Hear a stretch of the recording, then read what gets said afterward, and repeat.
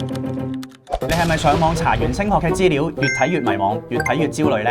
其實上網睇嘅資料咧唔一定啱嘅，你差嘅唔係資料，而係一個真正熟悉升學嘅人。大家好，我係 Josen。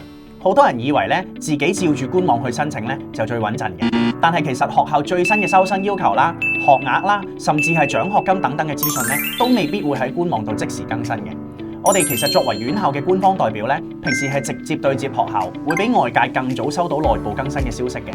學生如果自己盲中中去揀科、揀學校，除咗程序繁複之外，最怕其實就係錯過咗最適合自己嘅黃金機會。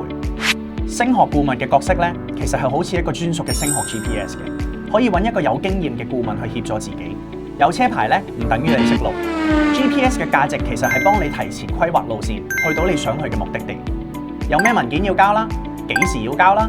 應唔應該交？我哋都會用最快、最安全嘅速度去幫你拎到一個學校嘅正式 offer 嘅。即使中途有任何變化，升學顧問都會喺度幫你隨機應變。留學係一件大事嚟嘅，唔應該係一場孤獨嘅冒險。將規劃部署同埋流程交俾我哋協助，你就多一份安心。你對升學有咩諗法或者問題呢？隨時 DM 我哋都可以幫你規劃嘅。